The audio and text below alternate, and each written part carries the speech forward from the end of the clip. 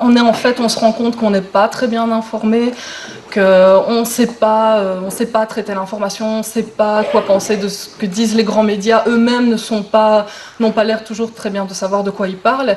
Et on a la chance ici, chez Intal, ce soir, d'avoir deux invités exceptionnels dans le sens où c'est des gens de terrain.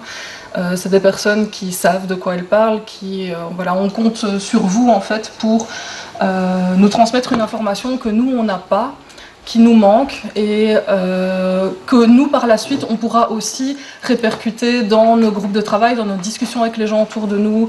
Des clichés circulent sur les deux pays, sur la Syrie notamment, et nous on a besoin de vous pour nous aider à faire la part du vrai et du faux, de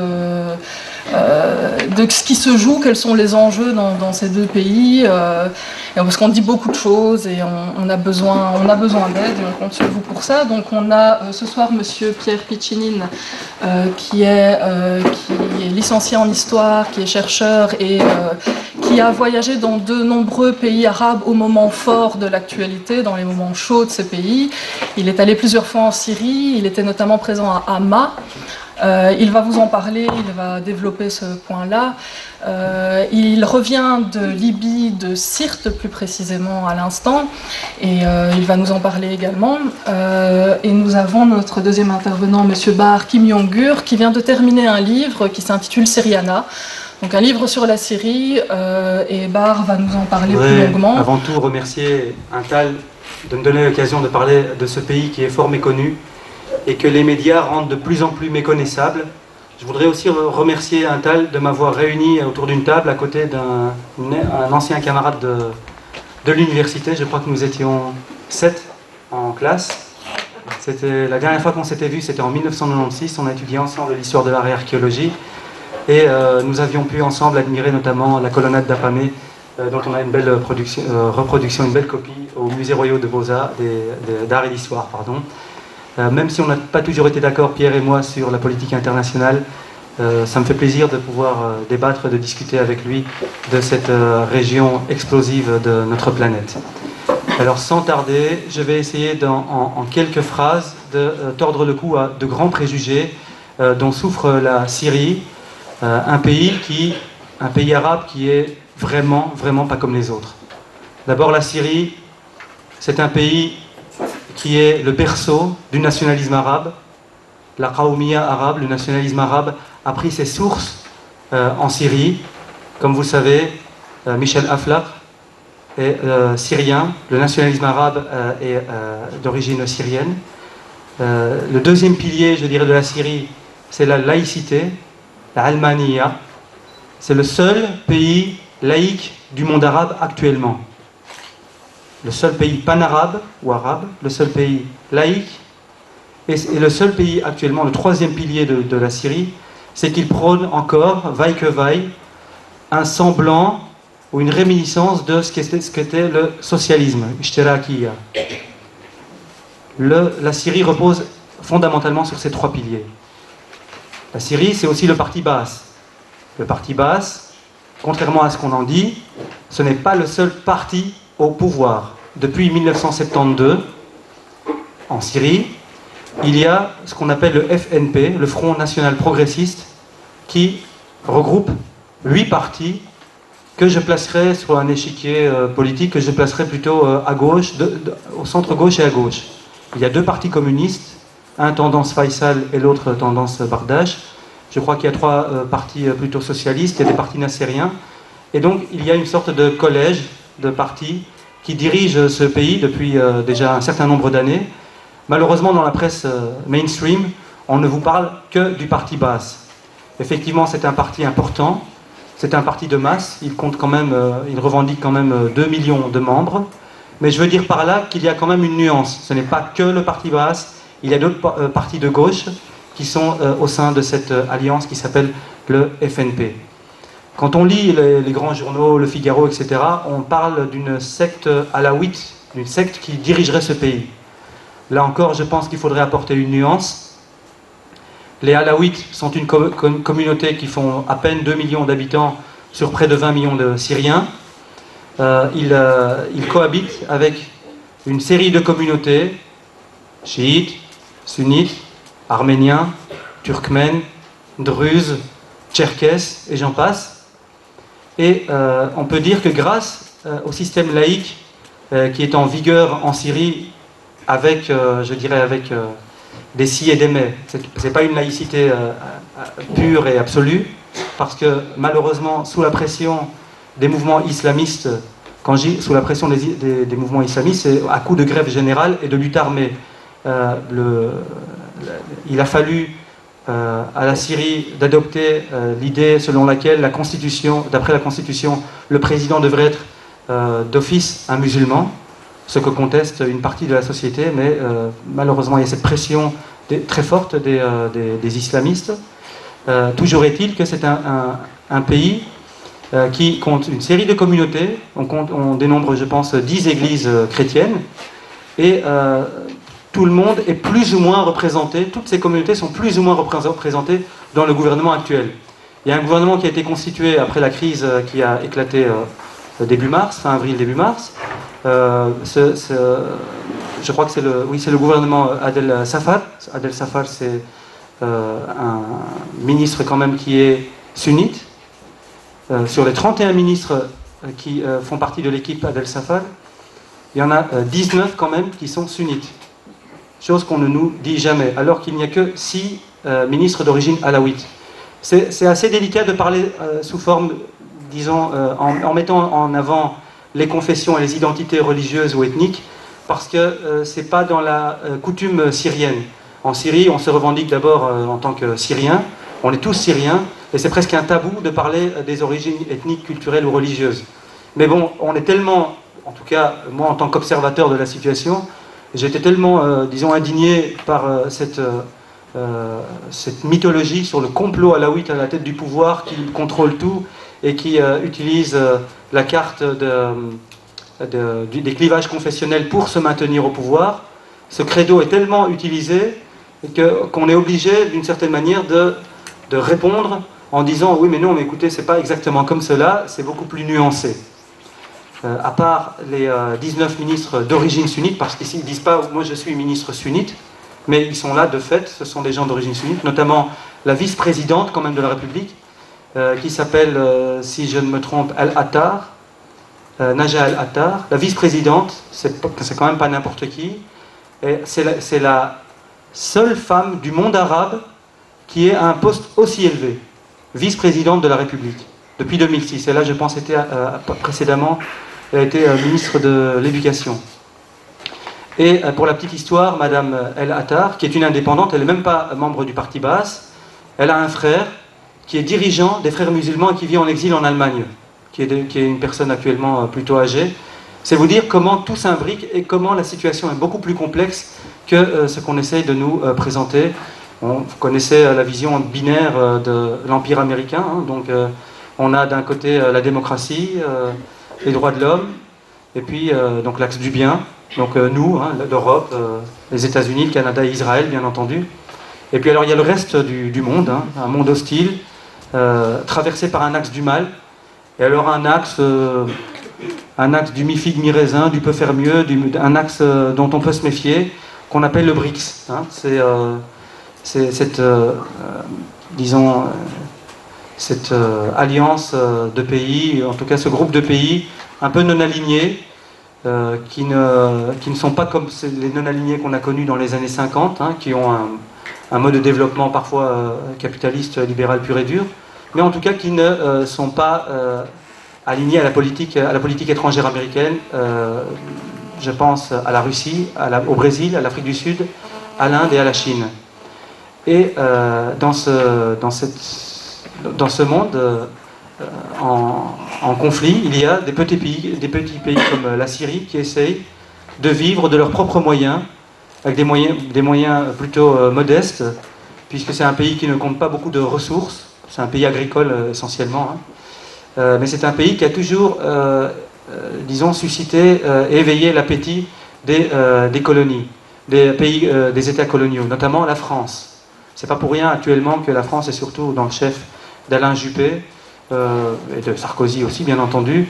C'est pas pour rien que la France a un discours vraiment va-t-en-guerre à l'égard du régime de Bachar Assad. D'ailleurs, après la prise de Tripoli et du palais présidentiel du guide libyen Muammar Kadhafi, Juppé a déclaré que c'est maintenant venait le tour à Bachar Assad.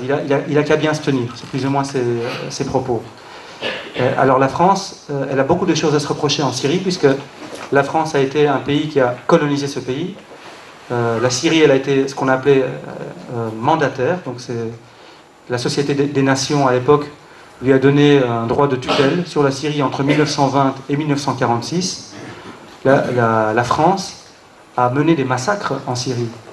La France a bombardé Damas à plusieurs reprises. Elle a bombardé notamment en 1925 quand il y a eu le soulèvement des Druzes dirigé par le sultan al-Atrash. Il y a eu, je ne sais pas si pour ceux qui connaissent Damas, il y a une jolie place qui s'appelle Al-Marj. Il y a une petite colonne avec un petit monument comme ça au-dessus de cette colonne. C'est une place qu'on appelle aussi la place des martyrs, parce que c'est là que les nationalistes arabes ont été pendus par dizaines et par centaines. Mais ce n'est pas la seule fois que la Syrie a été bombardée. Elle a aussi été bombardée, tenez-vous bien, en 1945, après la victoire face au nazisme. On connaît tous l'épisode de Sétif. Il y a eu des dizaines de milliers de morts en Algérie quand les Algériens ont réclamé leur indépendance. Ils ont été accueillis à coups de bombes larguées par les bombardiers français. Eh bien, pareille chose a été faite à Damas en avril 1945. Donc, quelques décennies plus tard, les nouveaux libérateurs, ceux qui se proclament être les défenseurs des civils syriens, ont du sang syrien sur les mains et ont colonisé la Syrie pendant plus d'un quart de siècle, de 1920 à 1946. Il y a eu dans l'imaginaire syrien, dans la culture générale, ou je dirais dans la sensibilité syrienne, il y a un autre épisode tragique qui a eu lieu en 1920, donc au moment de ce mandat français sur la Syrie. Il y a eu la fameuse bataille de Maïsaloun. Et c'est une bataille où un ministre a décidé de ne pas laisser son pays en pâture aux colonisateurs français. Et il s'est battu tout en sachant que son combat était voué à l'échec. Mais il ne voulait pas, face à l'histoire, il ne voulait pas s'avouer vaincu. La bataille de Maïsaloun s'est déroulée en 1920, et c'est suite à cette bataille justement que la France a pu définitivement consolider son assise en Syrie. Alors pourquoi je vous explique tout cela ? Parce que je pense que s'il y a tant de sympathie à l'égard du régime syrien, pour lequel je suis moi-même très critique, alors je parle de beaucoup de sympathie de la part des Syriens à l'égard de leur régime, c'est en pensant à ces millions de manifestants, je parle de millions de manifestants qui défilent dans les rues tous les jours, depuis quasi maintenant 2 semaines, non seulement dans les grandes villes comme Damas et Alep, mais aussi dans des villes comme des villes à majorité kurde, ou à majorité turkmène, ou à majorité sunnite, comme Deir ez-Zor, comme Hasakeh. Bon, Tartouz, c'est majoritairement alaouite, mais peu importe, je veux dire par là que un grand nombre de Syriens, une majorité de Syriens, c'est un pays de 20 millions d'habitants, hein. Pourtant on a eu plus de 2 millions de personnes qui ont défilé dans les rues syriennes ces derniers jours, chose dont on ne parle quasi pas dans nos médias. On parle tout au plus de dizaines de milliers de personnes qui seraient des pro-Bachar. C'est beaucoup plus nuancé, il y a beaucoup de gens qui ont participé à ces manifestations, qui ne sont pas des inconditionnels du régime baathiste, qui sont très critiques à l'égard du baasisme, qui veulent des réformes, qui veulent que cette chape de plomb soit allégée, que tout ne soit pas réglé à travers des moyens sécuritaires, mais en même temps qui craignent pour leur avenir parce qu'ils savent qu'il y a des forces qui sont hostiles à la Syrie, des forces anti-syriennes, des forces syrianophobes, si je puis dire, qui agissent à la fois à l'étranger et à la fois dans le pays. Alors de qui s'agit-il ? Comme vous le savez, je ne suis pas syrien. Je m'appelle Bahar Kim Yongur. Kim Yongur est un nom qui a été turquisé. Au départ, je m'appelle Kemmoune. Je fais partie d'une minorité, d'un territoire qui est historiquement syrien, qu'on appelle le Liwa Skenderun, le Sanjak d'Alexandrette, ou en turc qu'on appelle le Hatay. Alors, le Hatay, si je puis me lever et vous montrer, c'est cette région ici. La frontière turco-syrienne, jusqu'en 1939, elle était ici. La France, quand elle avait son mandat sur la Syrie, a préféré donner ce territoire qui est riche en eau et qui est très important stratégiquement. Vous voyez, il y a un golfe, il y a une chaîne de montagnes qui est reliée, qui s'appelle l'Amanus, qui est reliée au Taurus.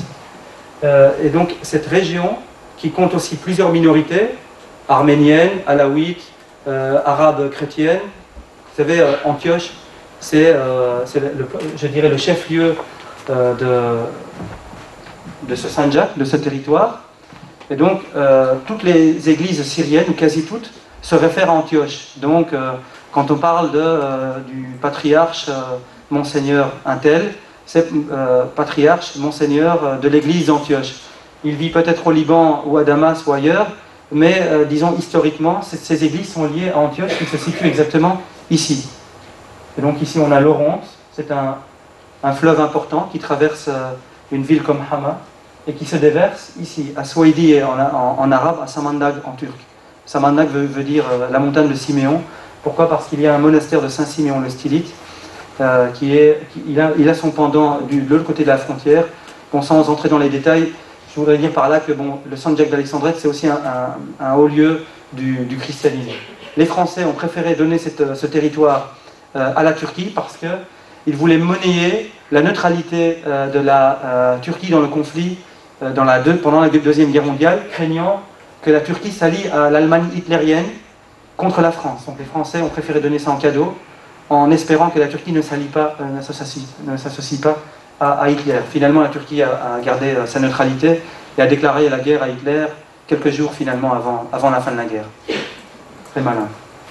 Et donc, voilà pour ce que je voulais dire par là, c'est que le Sanjak d'Alexandrette, c'est en quelque sorte une fenêtre sur la Syrie. Et un peu comme le Liban, le Sanjak d'Alexandrette actuellement joue un peu le rôle de plateforme du terrorisme qui sévit en Syrie. Alors, terrorisme en Syrie, c'est quelque chose dont on ne parle pas beaucoup, mais il faut savoir que dès le début du mouvement populaire et légitime de la société syrienne qui voulait des droits, qui voulait, donc comme je le disais, des droits politiques, mais aussi des droits sociaux, parce que c'est un pays qui a été en crise ces dernières années, et j'expliquerai pourquoi très brièvement. Très vite, des mouvements séditieux, pratiquant la lutte armée, mais pas n'importe laquelle, une lutte armée qui est digne des escadrons de la mort. Donc une lutte armée qui n'a pas un objectif, je dirais, stratégique, basé sur un code de conduite tel qu'on les connaît dans les mouvements nationalistes ou marxistes et autres. Ce sont des mouvements qui pratiquent le terrorisme pur et dur, qui coupent des têtes, qui massacrent des enfants, qui font exploser des hôpitaux et des ambulances, chose dont on ne parle jamais dans la presse occidentale. Alors c'est intéressant de voir la Syrie à partir de ce territoire, parce que c'est une région qui a défrayé la chronique en avril, fin avril, au moment où une partie de la population de Jisr el-Shurur et de Idlib ici ont traversé la frontière pour se réfugier en Turquie. Et il y a actuellement 5 camps de réfugiés syriens le long de la frontière, dans cette région. Alors, on pourrait se dire, c'est bien, c'est le Croissant Rouge turc fait de l'humanitaire, mais quand on entend parler de la population qui vit là, à propos de ces camps de réfugiés, il y a de quoi se poser des questions. D'après les chiffres du ministère des Affaires étrangères turc, il n'y a quasi pas d'hommes adultes, c'est que des femmes, des enfants et des vieillards. Quand on parle à ces gens, à ces réfugiés, certains disent qu'ils ont été incités à traverser la frontière parce que le gouvernement AKP leur a promis des appartements, des maisons et de l'argent. On dit aussi qu'il y a tout un travail de prédication et d'appel au djihad dans ces camps de réfugiés. Qui le dit? Non pas des agents syriens ou les autorités turques, au contraire, les autorités turques veulent taire la chose, mais il y a des appels au djihad, il paraîtrait qu'il y a des gens qui rentrent dans ces camps, qui appellent à combattre, qui protègent leur famille, donc qui ont poussé leur famille à s'installer là, qui mènent leur combat dans cette région du pays, et qui se replient dans ces camps de réfugiés.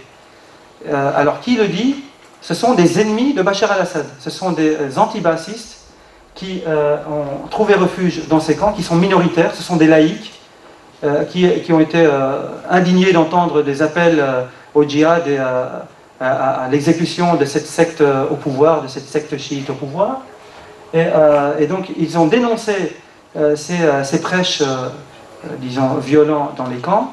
Ils ont été arrêtés par les services secrets turcs. Ils sont actuellement en prison en Turquie. Et alors, dernier épisode de ces provocations qui sont organisées à partir de la Turquie, c'est l'affaire Riyad al-Assad. Alors, je ne sais pas si vous en avez entendu parler. Déjà que dès le 1er septembre 2011, donc il y a à peu près 2 mois, il y a une fondation américaine qui s'appelle Tharwa, qui disait que cette région, et notamment Antakya, Antioche, c'était une base de repli et de ravitaillement de la lutte armée anti-bachariste. Déjà, on parle d'acheminement d'armes, disons, pour la lutte armée contre le régime bassiste dès le mois de septembre dans la presse américaine. Information relayée par une ONG pro-américaine basée à Washington, la Tharwa Foundation. On vient d'apprendre qu'un certain Riyad al-Assad, il n'a rien à voir avec Hafez ou Bachar al-Assad, c'est un homme qui était colonel de l'armée syrienne. Il s'est réfugié dans un camp de réfugiés ici donc. Il a plus ou moins 70 hommes en armes. Il déclare lui-même recevoir des armes de la Turquie. Il se targue de mener des actions militaires, de les coordonner à partir des camps de réfugiés dans toute une série de villes ici et de petites localités. Il s'est même vanté d'avoir tué 9 soldats, plus ou moins, dans cette région-ci, entre Homs et Hama, je ne sais plus exactement. Mais on peut retrouver son nom, vous tapez dans Google Riyad al-Assad, vous verrez, il y a des articles dans le Figaro et dans bien d'autres journaux qui parlent de ce fameux colonel qui est armé, qui est payé et qui est protégé par les autorités turques. D'ailleurs, il a fait une interview avec le New York Times. Pendant son interview, il était protégé par une équipe de militaires turcs, par un sniper. Ils étaient 10 militaires turcs au total à le protéger. Et il déclarait être sous la protection directe du ministère des Affaires étrangères turc.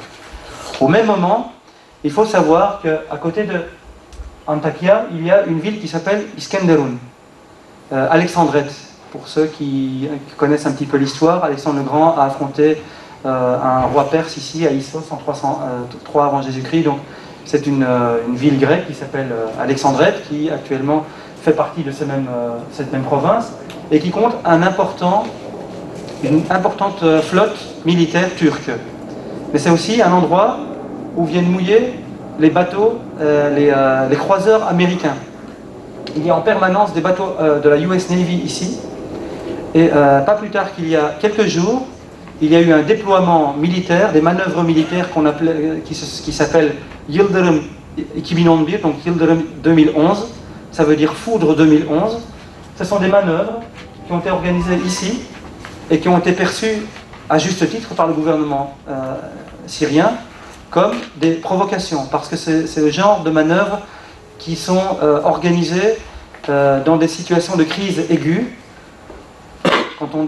Quand Rasmussen, secrétaire général de l'OTAN, vient dire qu'il n'est pas question d'intervenir en Syrie, j'ai envie de le croire. J'ai envie de croire sa bonne volonté. On a bien entendu qu'il ne voulait pas tuer Kadhafi, mais bon, ça n'a pas empêché de bombarder son convoi et d'offrir sa chair et le colonel donc, à ses opposants farouches. On peut penser que ces manœuvres ne sont pas anodines. La Turquie, c'est quand même un pilier de l'OTAN, c'est la deuxième armée de l'OTAN. On peut penser qu'il y a quand même 1 minute. D'accord. Bon, 10. Comment 10 minutes. 10 minutes quand même. Ah, très bien. Donc de la même manière, ici vous avez le Sanjak d'Alexandrette, donc le Hatay, qui sert de base de retraite pour des groupes armés. Certains sont terroristes. Vous avez aussi le nord du Liban. Le nord du Liban est essentiellement la ville de Tripoli, Trablus. C'est une ville qui a défrayé la chronique en 2007 quand une organisation palestinienne islamiste, mais quand je dis palestinienne islamiste, ce n'est pas l'organisation palestinienne patriotique qui se bat pour la liberté du peuple palestinien ou autre.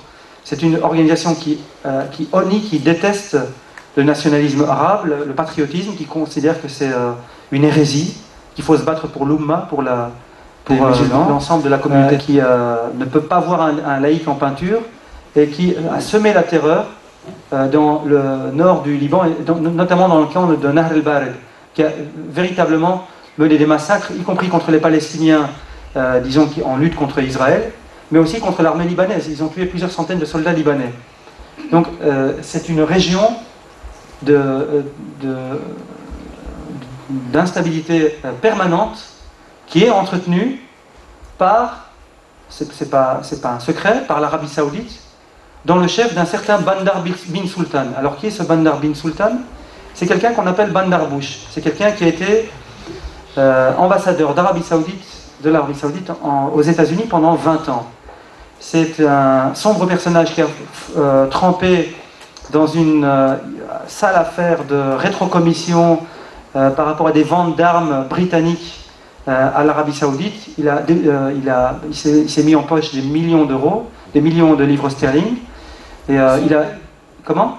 Des centaines de millions. Peut-être même des centaines de millions. 2 milliards. C'est fort possible, oui, effectivement. Et c'est quelqu'un qui est connu comme... c'est quelqu'un dont parle beaucoup notre ami, le cinéaste américain, Michael Moore. Michael Moore, il en parle parce que c'est un copain à Bush et on le soupçonne d'être fort lié à toute cette équipe du 11 septembre, etc. Mais c'est pas de la blague, c'est quelqu'un qui, après avoir été cité par la justice londonienne pour ces histoires de rétrocommission, c'est l'affaire Ali Hamama. Vous allez encore une fois chez Tonton Google, vous tapez Ali Hamama, vous verrez que son nom apparaît. C'est quelqu'un qui a dit que si on ouvre une enquête contre lui, la Grande-Bretagne allait vivre another 7/7. Alors je ne sais pas si vous vous souvenez, vous connaissez 9/11. Je ne sais pas si 7/7 ça vous dit quelque chose, mais ce sont les attentats de Londres. Alors c'est curieux parce qu'il a suffi qu'il menace le gouvernement de Tony Blair pour que Tony Blair téléphone au juge et lui dise « Mon ami, maintenant tu fermes ce dossier, on n'en entend plus parler ». Et c'est ainsi qu'une affaire, disons, de terrorisme international a été jetée dans les oubliettes.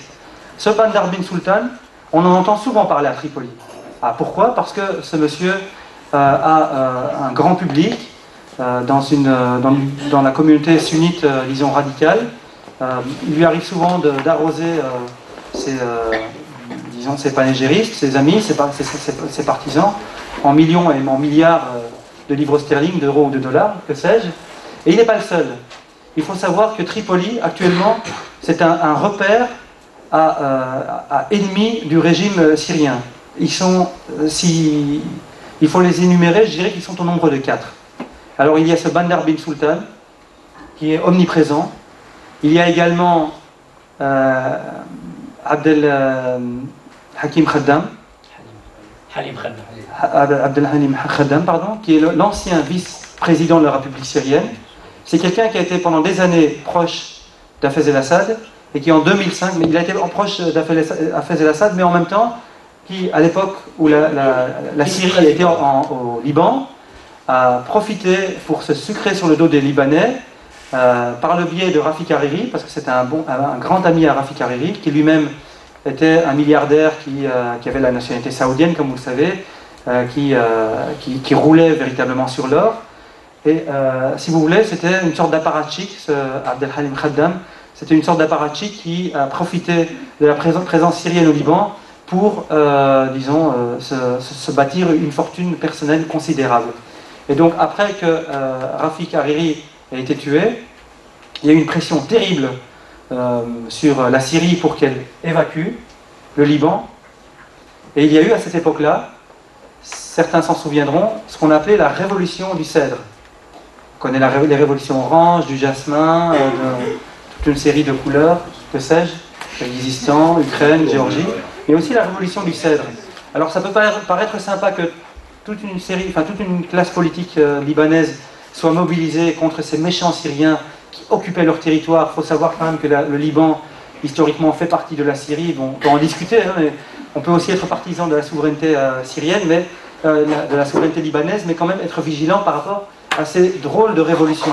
Parce qu'il a suffi de cet attentat, que cet attentat ait lieu, pour que la pression soit suffisante, pour que les troupes syriennes se retirent, mais pour qu'à la place, Israël, les États-Unis et l'Arabie Saoudite aient les mains libres pour affaiblir la Syrie. Regardez où se trouve Damas. Encercler Damas n'est pas si difficile à partir du moment où vous contrôlez le Liban. Et c'est vraiment le rôle, en fait, le Liban a toujours eu un petit peu ce rôle de tremplin pour la colonisation de la Syrie. Déjà à l'époque française, à l'époque où tout ça c'était sous occupation française, les Français se sont arrangés pour faire du Liban un État séparé, un État maronite, à dominante maronite, pour désamorcer le nationalisme arabe, à une époque où Druzes, sunnites, alaouites, turkmènes, chrétiens de toute tendance, de toute confession, se retrouvaient dans le nationalisme arabe. Ils ont tout fait pour les détruire. Actuellement, le Liban redevient cette espèce de port franc du terrorisme. C'est à partir d'ici que les armes sont acheminées vers Homs et Hama, qui sont vraiment les villes principales où sévissent ces mouvements terroristes.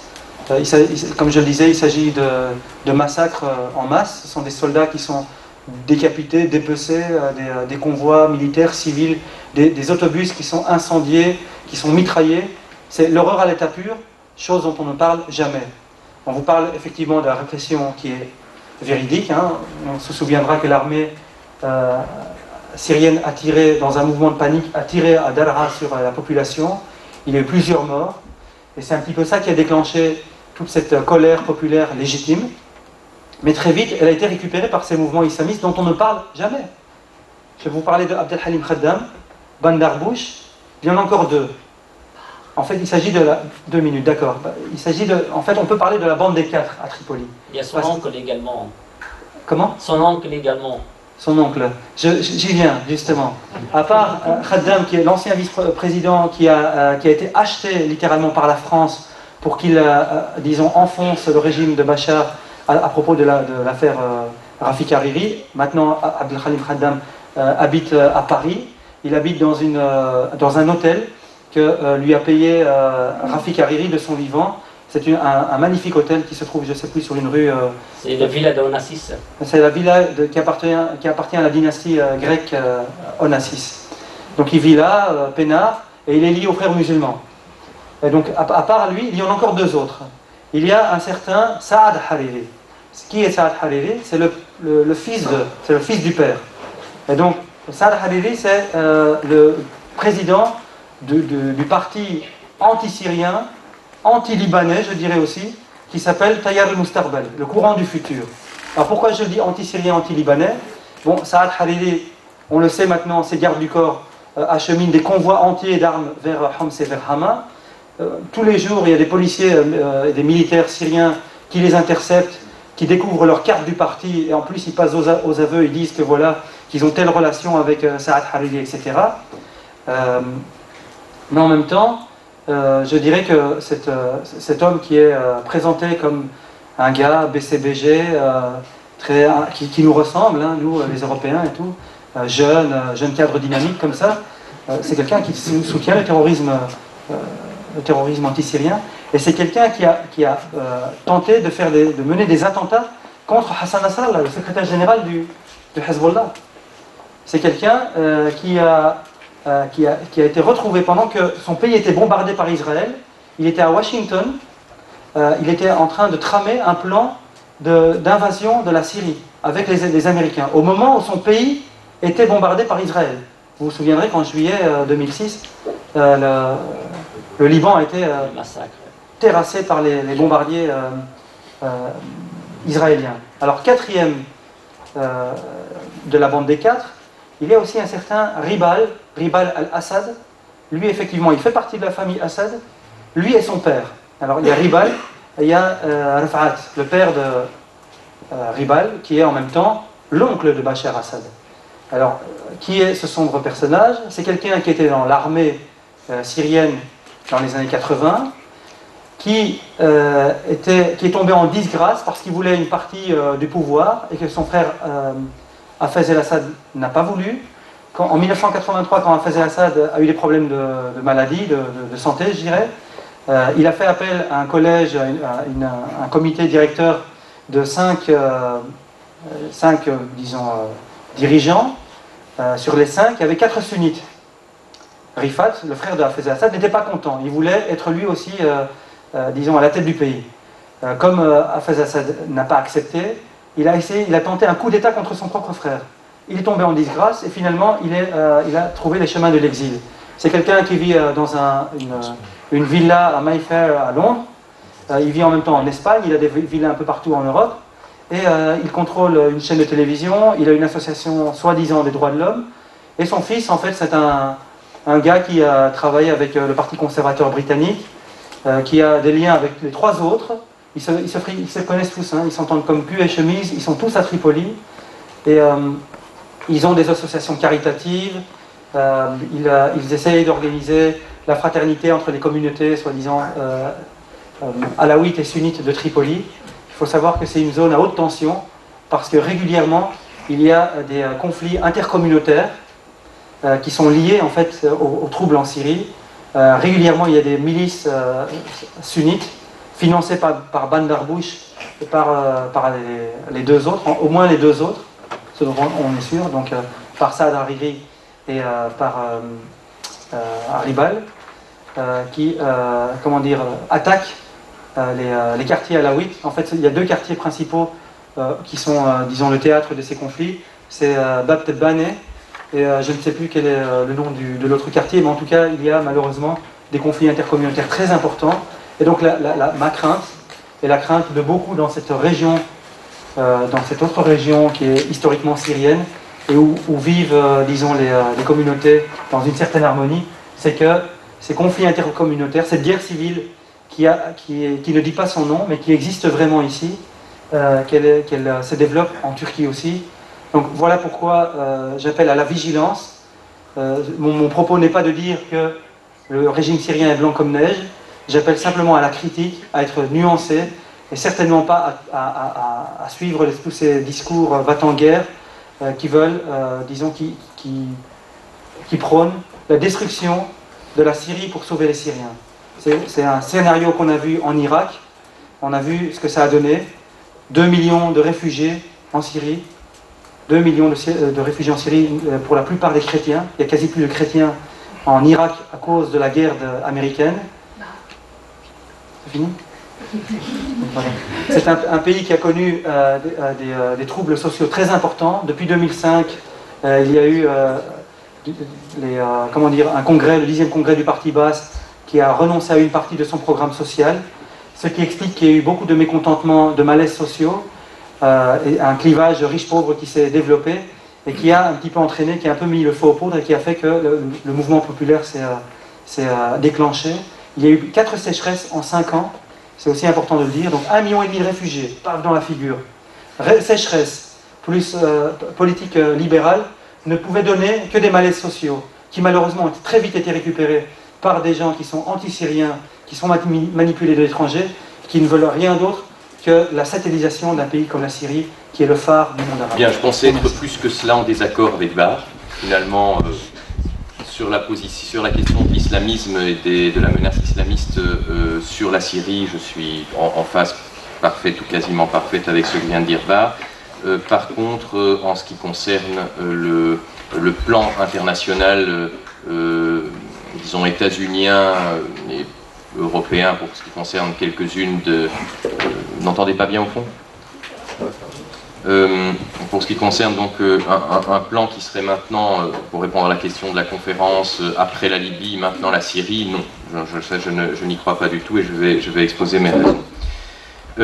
La Syrie, c'est un pays que je connais maintenant très très bien, donc alors que prétendument aucun journaliste, aucun chercheur en sciences politiques ne peut rentrer sur le territoire de la Syrie depuis le début des événements, en février-mars dernier, surtout.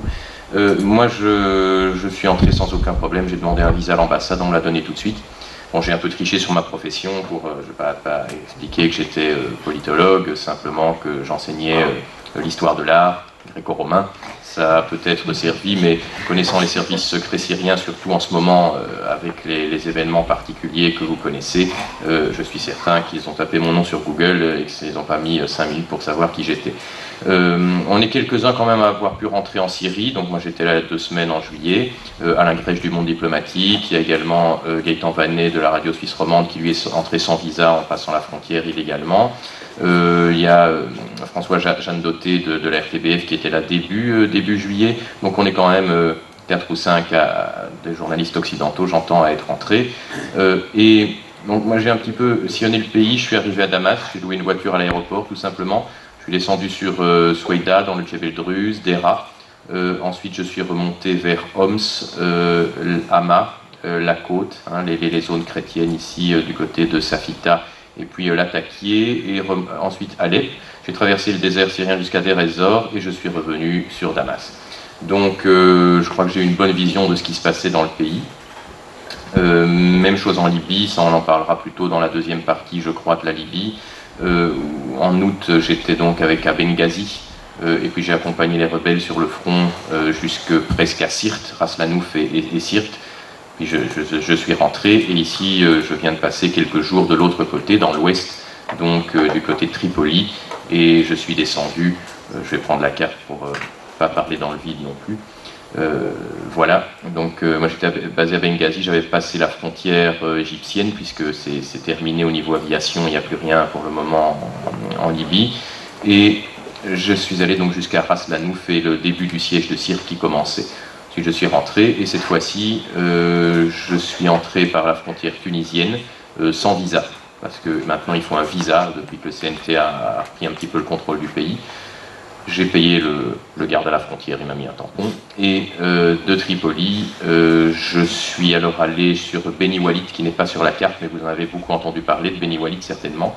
Ensuite à Sirte, je vous en montrerai quelques photographies dans la deuxième partie. Enfin, il ne reste rien de Sirte, hein, l'OTAN l'a bombardé. Je comparais ça véritablement là à un crime de guerre du genre Dresde de 1945, on est vraiment dans ce cas de figure-là. Hein. Et puis je suis descendu dans le Fezzan. Alors ici, il n'y a que, je ne sais pas sur cette carte, mais il y a beaucoup de petites agglomérations, dont Mourzouk ici en dessous. J'allais presque jusqu'à la frontière nigérienne, voir un peu ce qui se passait par là, et je suis rentré ensuite en Tunisie. Donc revenons sur la Syrie. De manière générale, je ne pense pas qu'il y ait un plan actuellement pour contrôler la Syrie, pour déstabiliser le régime de Bachar al-Assad. Il n'y a pas de plan non plus global pour le Moyen-Orient, selon mon analyse. La politique étrangère des États-Unis au Moyen-Orient, et je vais dire de manière générale pour englober l'Iran et l'Afrique du Nord dans l'idée, dans le monde arabo-musulman, cette politique étrangère des États-Unis avance au coup par coup. Les premiers grands jalons, pour donner quelques repères historiques, qui ont été mis en place par les États-Unis, la première fois où vraiment les États-Unis se sont intéressés très concrètement à cette région du monde, à cette vaste région du monde, c'est 1945. Bon, on peut déjà trouver quelques éléments auparavant, mais en 1945, on a les célèbres accords de Quincy, hein, du Quincy.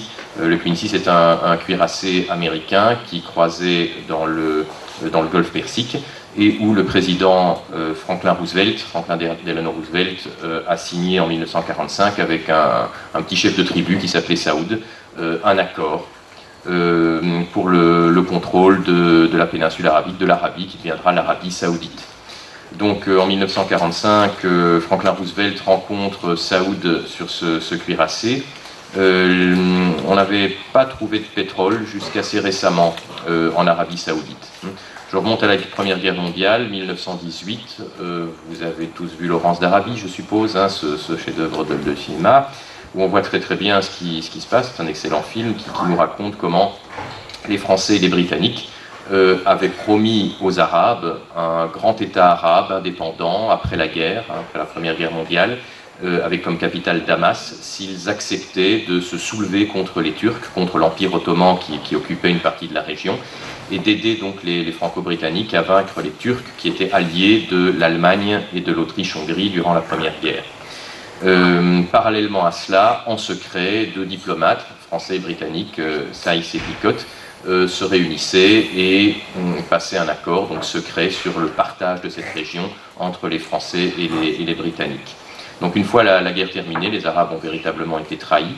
Et suivant ces accords Sykes-Picot, la Syrie, qui comprenait également le Liban à l'époque, donc la Grande Syrie, comme l'a expliqué Barr, était donnée aux Français, tandis que les Britanniques étendaient un protectorat sur la Palestine, la Jordanie et l'Irak, avec un contrôle qui puisait sur la monarchie perse, aujourd'hui l'Iran, et sur la monarchie égyptienne. Donc les Britanniques avaient une zone d'influence assez large.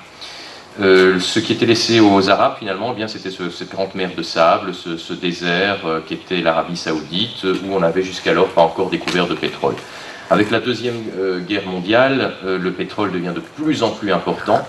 On tourne vraiment autour de la question pétrolière dans la région, évidemment, je ne révèle aucun secret. Et on commence à se rendre compte que ça va être, dans la deuxième moitié du XXe siècle, l'enjeu majeur dans la région, le pétrole. Si l'Allemagne nazie a perdu la guerre, c'est en partie, parmi les nombreuses causes, parce qu'elle a été coupée de ses approvisionnements pétroliers, donc on utilise de plus en plus militairement et également dans l'industrie le pétrole qui commence à remplacer le charbon. Et donc la gestion des ressources pétrolières devient fondamentale, et c'est à cette occasion, les États-Unis ne s'y trompent pas, qu'ils vont passer cet accord de Quincy avec le cheikh Saoud en échange de l'appui américain pour que le roi Saoud puisse prendre le pouvoir dans la région et créer son royaume, l'Arabie Saoudite, en échange de l'appui américain et de l'assurance pour l'avenir que l'armée américaine assurait la sécurité du trône saoudien. Là, le cheikh Saoud, lui, donnait son accord pour un approvisionnement régulier à des prix corrects en pétrole des États-Unis. Voilà cet accord qui est toujours d'actualité, qui fonctionne toujours à l'heure où on parle, là, parfaitement. Les États-Unis passent absolument tout à la monarchie saoudienne. Bon, vous savez que c'est une des plus féroces dictatures du monde, finalement. Un des régimes les plus totalitaires. Sur le plan religieux, le wahhabisme est vraiment l'extrême de l'islamisme intégriste. Et la monarchie saoudienne finance dans le monde des mouvements islamistes radicaux qui pratiquent le terrorisme pour faire valoir leur point de vue, sans que cela semble trop déranger les États-Unis. Donc on a ce premier jalon qui est posé, et puis ça fonctionne au coup par coup. Il n'y a pas vraiment de plan. C'est en fonction des circonstances et des opportunités que les États-Unis vont essayer d'étendre leur hégémonie sur toute cette vaste région, donc du Maroc jusqu'à l'Iran. On peut donner 2-3 exemples très très rapidement sans s'étendre. Bien, par exemple, quand dans les années 50, 1951,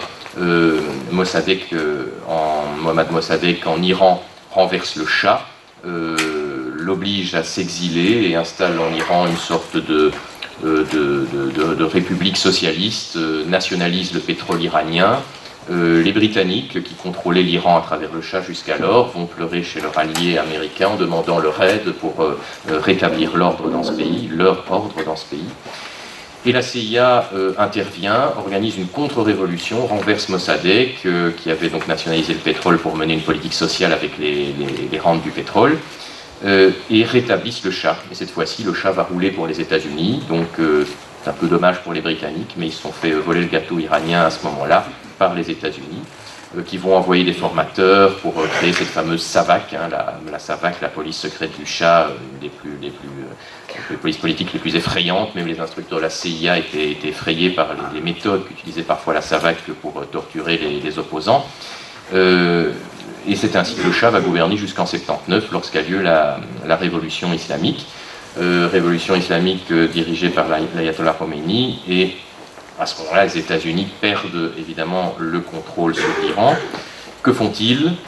On continue à jouer au coup par coup. Ils envoient leur allié irakien, Saddam Hussein, qu'ils ont poussé au pouvoir, et l'envoient en guerre sur un sombre prétexte de gestion de frontières, remise en question des frontières irano-irakiennes de l'accord d'Alger de 1975.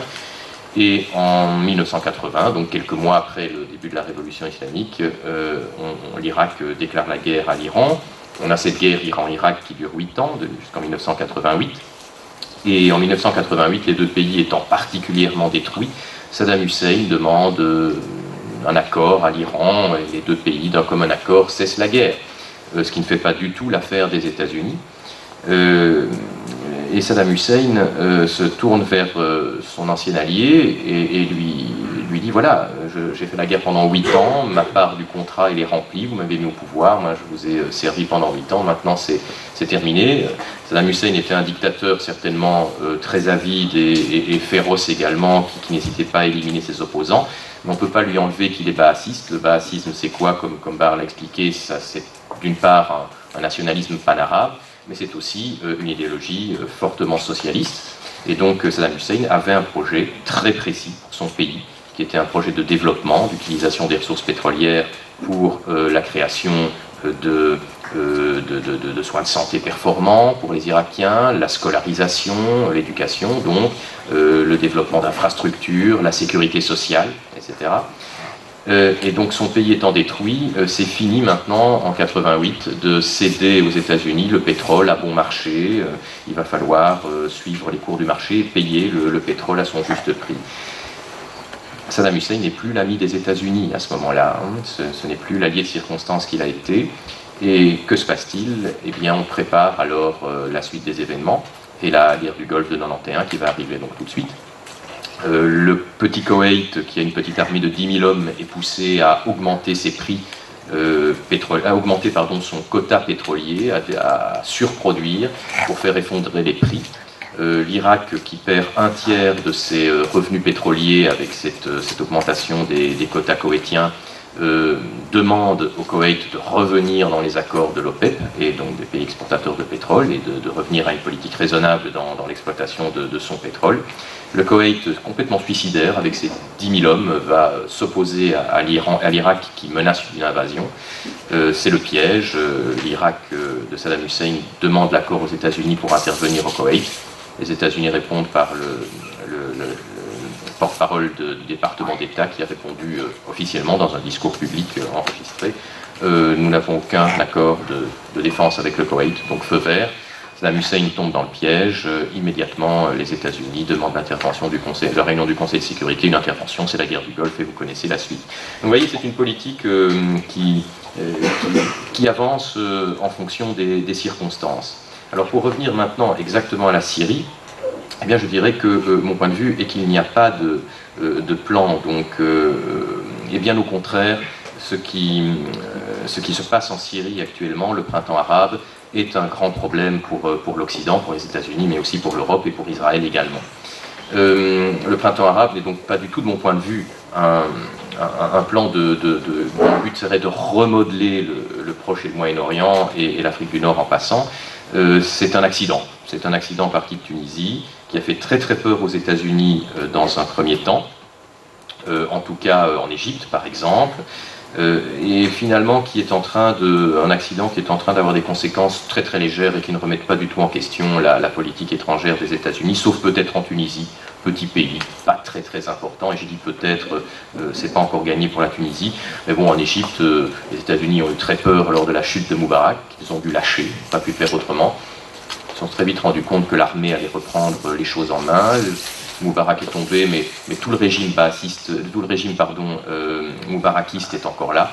L'establishment politico-financier est encore en place, en accord avec l'armée qui contrôle très bien la situation, et les frères musulmans égyptiens, qui ne sont pas du tout contre une économie libérale, qui veulent simplement islamiser la société et qui ont déjà passé les accords nécessaires avec l'armée, l'ancien establishment moubarakiste et les États-Unis qui sont toujours sur le coup.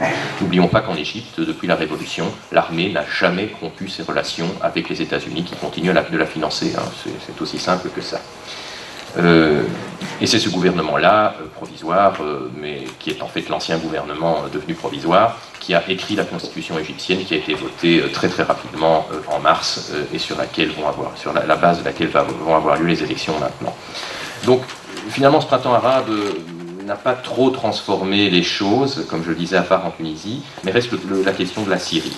Alors en Syrie, effectivement, il y a une opposition qui manifeste, pas dans les dimensions qu'on nous dit dans les médias, j'en parlerai tout de suite, et cette instabilité qui vient de l'intérieur, mais aussi de l'extérieur, comme l'a expliqué Bar, de la part des mouvements islamistes, inquiète les États-Unis. Le but n'est pas du tout de déstabiliser Bachar al-Assad. Pourquoi? En ce qui concerne l'Union européenne importe 98% du pétrole syrien. Nous avons d'excellentes relations avec la Syrie. La plupart des chefs d'État européens ont d'excellentes relations personnelles, je pense au roi d'Espagne par exemple, avec Bachar el-Assad. Bachar el-Assad, ce n'est pas Hafez el-Assad. Quand en 2000, Bachar el-Assad a pris le pouvoir, il a fait toute une série de réformes qui ont beaucoup plu à la vision libérale qu'a prise l'Union européenne depuis un certain temps. Donc pour l'Union européenne, Bachar el-Assad, c'est quelqu'un de très convenable sur le plan des relations économiques et, comme je l'ai dit, des relations énergétiques aussi, de l'importation du pétrole. Concernant Israël, Israël ne peut que se féliciter du gouvernement baathiste et de Bachar el-Assad pour le moment. En effet, le gouvernement baathiste, Bachar el-Assad, a un discours très dur à l'égard d'Israël, très antisioniste, mais ce n'est qu'un discours. C'est un discours qui s'adresse à la fois aux Syriens et au monde arabe, dans la mesure où la Syrie essaye de rester, ce qu'elle est pour le moment, un élément majeur dans la géopolitique du monde arabo-musulman. Et donc l'utilisation de ce repoussoir qu'est Israël est quelque chose de systématique dans le discours baathiste, la condamnation d'Israël. D'ailleurs, le gouvernement de Damas ne reconnaît pas l'existence d'Israël, qu'ils appellent la Palestine occupée. Mais en réalité, dans les faits, les relations entre Israël et la Syrie sont assez bonnes. La frontière du Golan entre la Syrie et Israël est parfaitement protégée par Damas. Bon, j'y étais en juillet, par exemple, là j'ai eu de grandes difficultés à pouvoir m'y déplacer parce que je n'avais pas les autorisations adéquates et à un certain moment on m'a refoulé. C'est le seul endroit de la Syrie où je n'ai pas pu me rendre comme je le voulais. Il y a une police spéciale qui est dans le Golan chargée d'assurer cette sécurité, cette étanchéité de la frontière. Il y a des checkpoints à tous les 500 mètres, c'est vraiment impressionnant. Alors le but n'est pas d'éviter que des infiltrations israéliennes, le but il est, le Golan donc on est dans le Liban ici, on est par ici, hein, là. Alors, le but, c'est d'empêcher des Palestiniens vivant en Syrie de s'infiltrer en Israël. En effet, la population syrienne, c'est 22,5 millions d'habitants, et parmi ces 22 millions d'habitants, il y a 500 000 Palestiniens qui n'ont pas la citoyenneté syrienne, mais qui ont, qui ont les mêmes droits que les Syriens, donc au niveau des soins de santé, au niveau de l'éducation, etc. Ils ont les mêmes droits que les Syriens, et le droit également d'avoir une armée palestinienne propre, donc une armée de libération de la Palestine, militarisée, donc, avec des armes lourdes qui vit, qui se développe en Syrie. Le régime le tolère. Mais il ne faudrait sûrement pas que cette armée transgresse cette frontière avec Israël et mène des opérations en Israël à partir de la Syrie. Donc c'est ça le but de cette surveillance du Golan. La frontière est parfaitement étanche et Israël est tranquille de ce côté-là, donc grâce au gouvernement de Damas. Donc pour Israël, l'effondrement du régime, la guerre civile en Syrie ou un gouvernement islamique, c'est sûrement pas la bonne solution et Bachar el-Assad est un bon deal pour le moment. Pour les États-Unis maintenant, toute une série de raisons qui font que Bachar el-Assad n'est sûrement pas l'homme à abattre. Tout d'abord, Bachar el-Assad a rompu, comme l'avait dit Bar, avec le baasisme, le socialisme baassiste traditionnel. C'est fini le baassisme de papa, le baassisme d'Hafez el-Assad. Maintenant, on a Bachar el-Assad dès 2000, dès qu'il est arrivé au pouvoir, à libéraliser l'économie, à privatiser les banques, à privatiser la téléphonie mobile, c'est par ça qu'on a commencé. Ensuite, toute une série d'entreprises d'État ont été privatisées aussi, ce qui a réjoui d'ailleurs la bourgeoisie, y compris la bourgeoisie sunnite syrienne, qui soutient Bachar el-Assad. Donc au niveau du libéralisme économique, qui est quand même un des objectifs des États-Unis, il n'y a pas de problème avec Bachar el-Assad, c'est un bon coup. En ce qui concerne maintenant les accords passés avec les alliés des États-Unis dans la région, eh bien, on a quelques bons coups aussi. Bachar al-Assad a normalisé les rapports avec la Turquie, passé toute une série d'accords économiques avec la Turquie, qui est membre de l'OTAN, qui est des grandes armées de l'OTAN, qui est le petit chouchou des États-Unis dans la région, que les États-Unis voudraient voir, je parle de la Turquie, donc entrer dans l'Union européenne pour que les États-Unis aient un peu plus de poids à côté de l'Angleterre et certains pays de l'Est au sein de l'Union européenne. La Syrie a également passé des accords plus récemment avec l'Arabie Saoudite, des accords économiques et diplomatiques. Donc il y a un réalignement de la Syrie depuis l'arrivée au pouvoir de Bachar al-Assad qui fait que la Syrie redevenait tout à fait fréquentable. Ce qui est en train d'arriver là est très dommageable pour la politique des États-Unis en une dizaine de minutes, merci.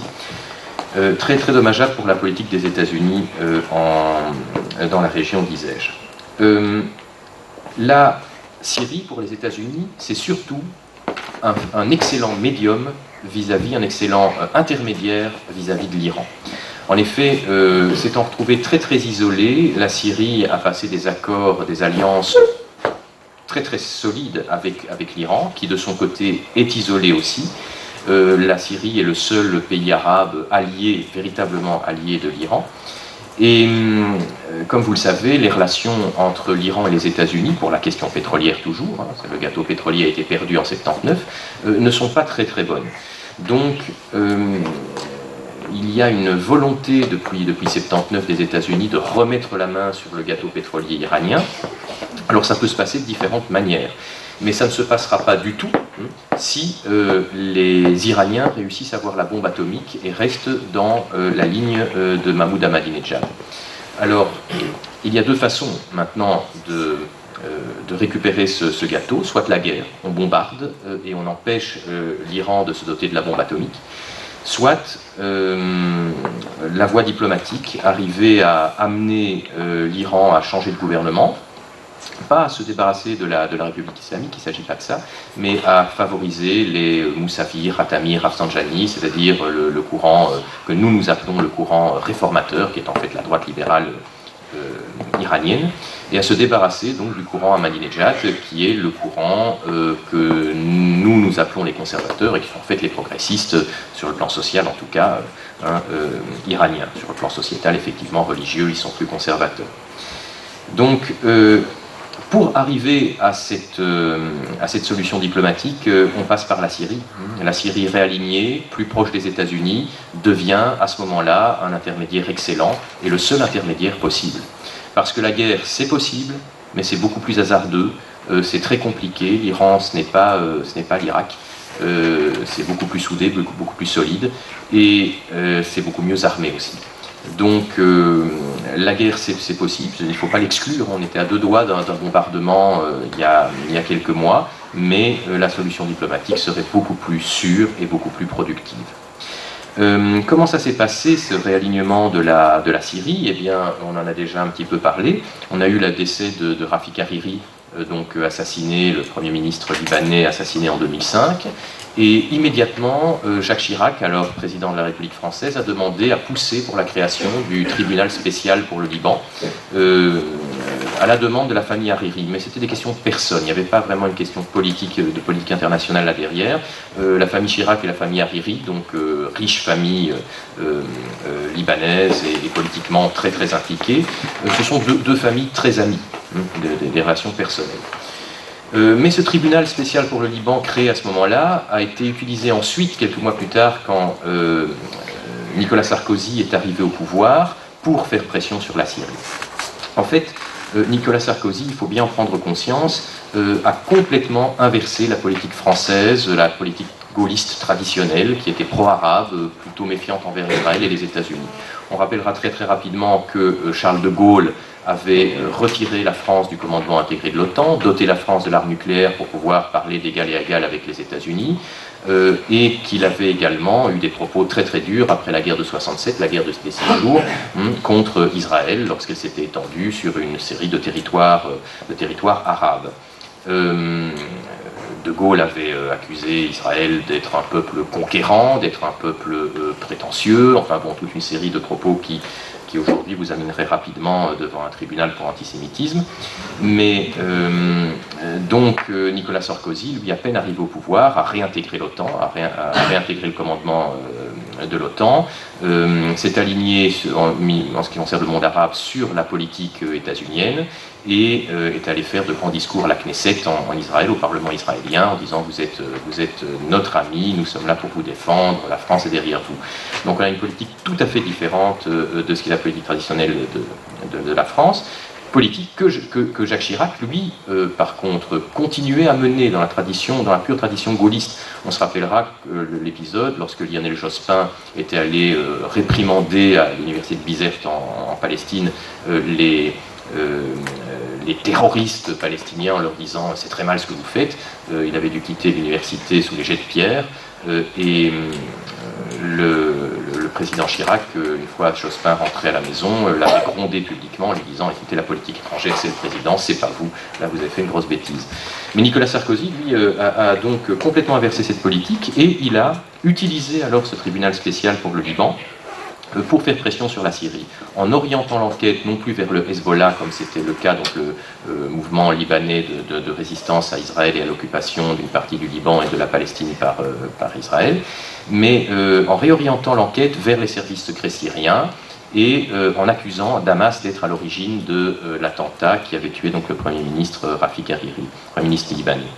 D'un autre côté, parallèlement, j'ai dit que l'Arabie Saoudite avait passé des accords économiques et diplomatiques avec la Syrie. Eh bien, ça a été officiellement à la demande des États-Unis. C'est officiel. Les États-Unis ont demandé à l'Arabie Saoudite de faire des gestes envers la Syrie. Donc on a eu une politique de la carotte et du bâton envers la Syrie qui dure depuis 2005 pour amener Bachar al-Assad à se réaligner et à rentrer, si pas à rentrer dans le camp américain, en tout cas à s'en rapprocher et à lâcher un petit peu ses alliés russes et chinois.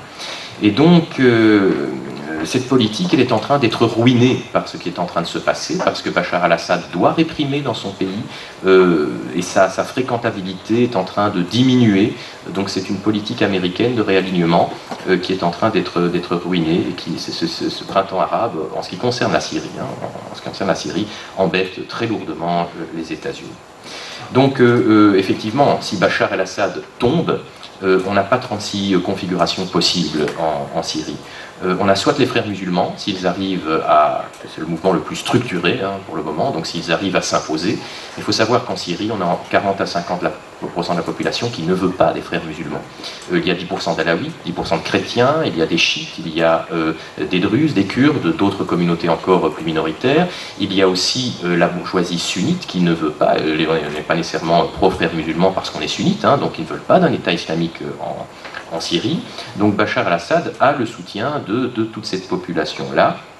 Et quand il y a des millions de gens qui sortent dans les rues effectivement pour manifester pour Bachar al-Assad, bon, eux on ne leur tire pas dessus, donc ils ont plus de facilité évidemment à manifester, ces gens-là, certains d'entre eux sont là évidemment parce que fonctionnaires, on leur donne leur après-midi s'ils vont manifester, mais pas seulement, il y a beaucoup de gens qui sont là parce qu'ils souhaitent défendre ce régime pour ne pas se retrouver face à une république islamique ou une guerre civile. J'ai rencontré beaucoup de chrétiens lors de mon voyage qui sont très très inquiets par ce qui se passe, qui commencent à s'armer, à cacher des armes aussi, et qui m'ont dit clairement, si jamais les frères musulmans prennent le pouvoir ici, c'est la guerre civile, nous on se défendra, ou alors on doit partir. Donc voilà, on a une situation explosive si le régime bassiste tombe, et aussi bien pour les États-Unis que pour Israël, c'est sûrement pas la bonne solution. Imaginez-vous la guerre civile en Syrie et la situation d'Israël face à l'armée palestinienne, aux 500 000 Palestiniens qui se trouvent là, et à d'autres mouvements anti-israéliens qui s'y trouvent aussi. Donc voilà, je ne pense pas qu'il y ait de plan du tout pour faire tomber le gouvernement de Bachar el-Assad, au contraire. Un petit mot, si on veut bien, sur les médias.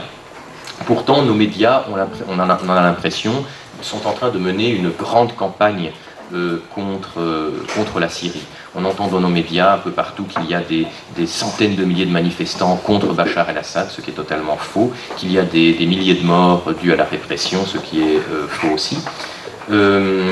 Et on a l'impression qu'on se retrouve à une campagne de presse, comme cela a été mené par exemple contre la Libye tout récemment, et encore, on est encore dedans pour le moment, c'est pas tout à fait fini, comme ça a été mené contre Milosevic et la Serbie durant les guerres balkaniques, comme ça a été mené également lors de la guerre du Golfe contre Saddam Hussein, et là effectivement on a eu des campagnes de presse avec la désinformation tout à fait consciente de la part de la presse.